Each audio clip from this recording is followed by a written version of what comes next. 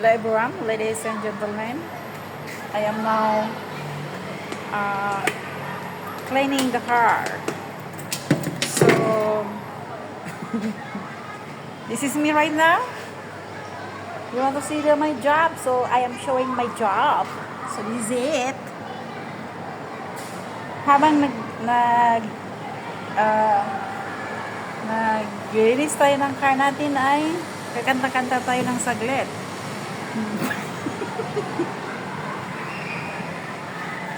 So, wala lang magawa, guys. Okay? Ang puso ko'y litong-litod, di ko alam ang gagawin mo maghapon, nangangarap ng gising. Iniisip-isip kita, ang mapupungay mong mata, pati ang tuhod ko'y nang lalambot na rin. Guys, you know why I'm happy? Kasi binalik ni Lolo Mates yung aking abs. Nagulat ako ngayong araw. Siguro makagawa ako ng magandang videos itong araw. Kaya pati ako, I believe, I trust myself and I believe. Oo, ganun. So happy lang ako. Kumakanta-kanta ako doon habang nagpakain ako ng aso. So bigla. Kasi meron kaming CCTV din si Bossing. Bigla siyang nagsalita. You watch your phone! Stop it, cheesing. So, ganun lang guys. Don't think how hard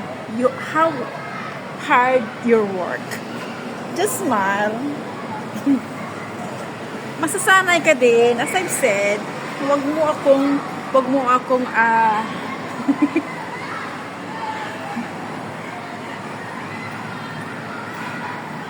nakalimutan ko na tuloy yung Tagalog ko. Huwag mo akong kainggitan. Ano ba yun sa English? Huwag mo akong kainggitan. Tulungan niyo ako. Kasi pag nagtagalog ako, nawawala ako sa English.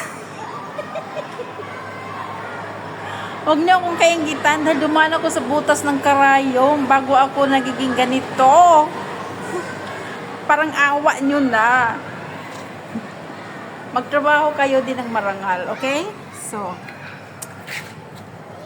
ang isip ko'y litong-lito, di ko alam ang gagawin buong maghapon, nangangarap ng gising. Oh, really?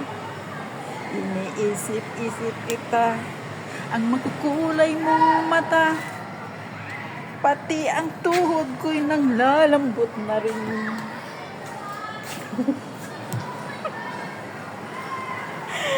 Naglalambot dahil sumasakit na yung tuhod. Kasalanan ko ba ang mapatulala? Ay na, ano ba yung sunod na yon? Mamaya. Ikanta ko yan sa inyo ha. Si Mr. Dream Boy.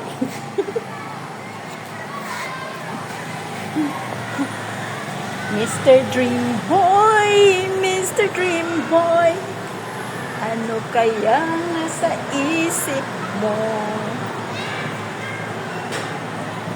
Idaan na lang natin sa kanta guys kasi yung hirap ng ngayon, mataas yung palitan. Saka yung Pilipinas ngayon sobrang crisis dahil sa lindol, earthquake. Too much victim of, it's really sad, but all of this is in the Bible. So, okay? So, don't give up. Don't give up. Lilipas din yan. Okay? Don't give up for everything. The little challenge in life. The most important is we are alive.